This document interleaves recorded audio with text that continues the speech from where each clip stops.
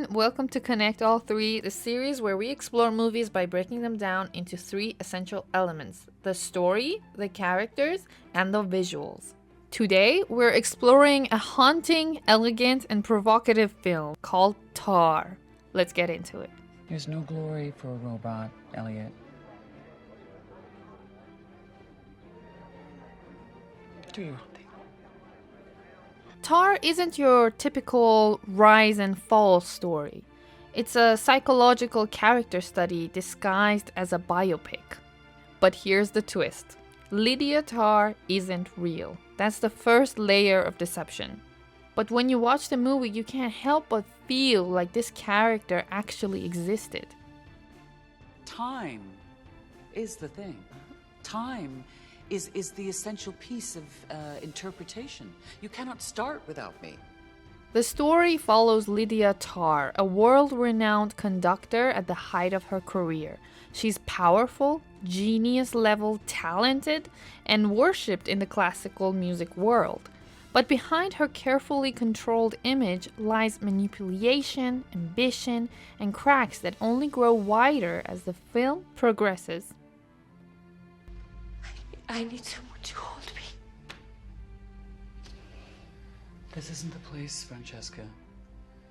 The plot unfolds slowly and intentionally, placing us in Lydia's orbit as her grip on control loosens. This is not a story with a clear-cut villain. Instead, it's about the power of influence, ego, and the shifting landscape of cancel culture.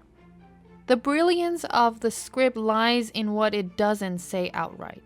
You have to connect the dots yourself. A missing assistant, a suicide, a failed relationship. I mean, what could you possibly do to make things better? Because I deserve that. Those are the rules. All hinting at the consequences of Lydia's choices. The story mirrors a symphony. It builds tension, drops into silence, and crescendos into a haunting finale.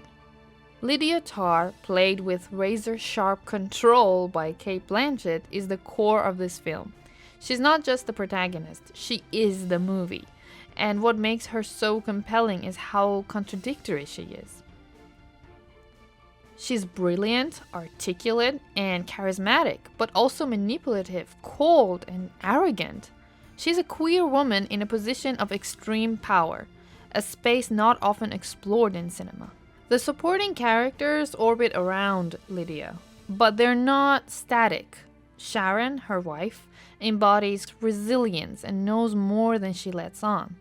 Her assistant is caught between admiration and silent rage, and Olga, the young cellist, becomes a mirror of Lydia's past and a symbol of her unraveling.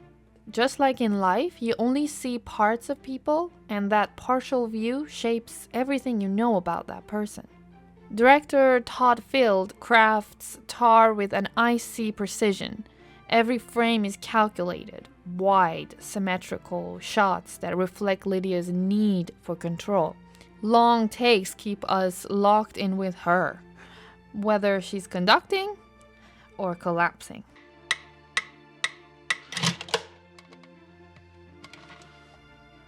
The cinematography often places Lydia alone in large, empty spaces, hinting at isolation, even when surrounded by people.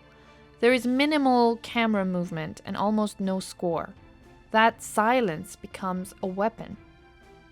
Production design also plays a role. Her apartment is clinical, almost like a gallery. Her wardrobe is sleek, muted, and masculine, mirroring her persona. When things start to crumble, those visuals shift to tighter shots, shaky movement, strange dreams, all signaling her eternal collapse. And then, of course, the sound design. Music is everything, but in Tar, silence is just as loud. The absence of sound makes us lean in. Every rustle, every breath and echo reminds us that Lydia is constantly being watched and judged. Tar asks difficult, layered questions. Can we separate the art from the artist? What defines abuse of power, and how much of our identity is performance? It never spoon feeds you the answer. Instead, it gives you notes and leaves you to fill the silence. In the last episode, we dove into the story of Chinatown, and since we are doing an episode about Tar, it's hard to ignore the elephant in the room, Roman Polanski. Polanski is one of cinema's most celebrated directors, but his personal life is marked by serious criminal allegations and a past that continues to spark debate.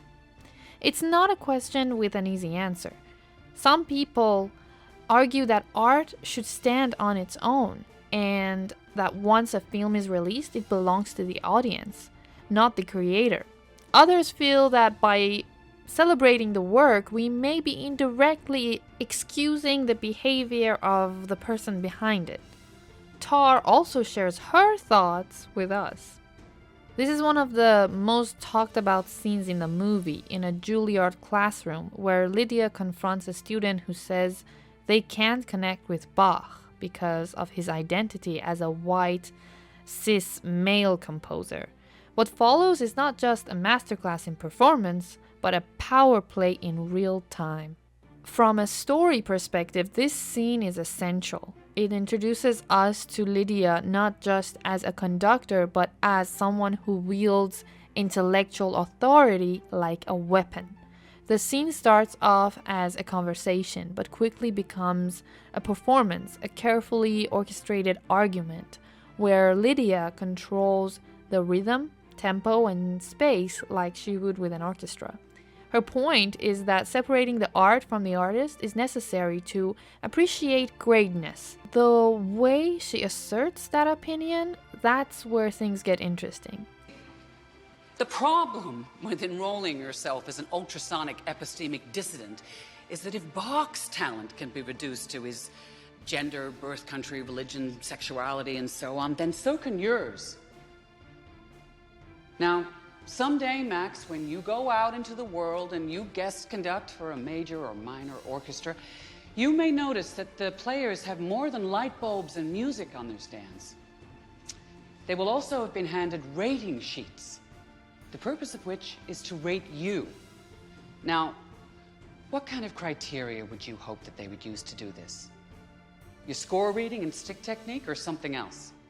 So again, this raises the question, can you separate the art from the artist?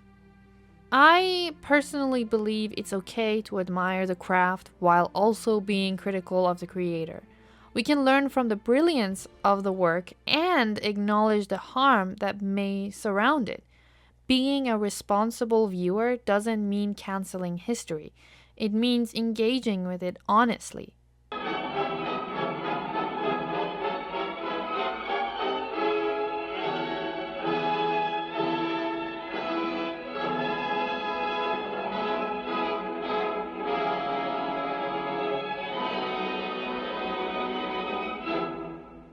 Didn't you feel triumphant?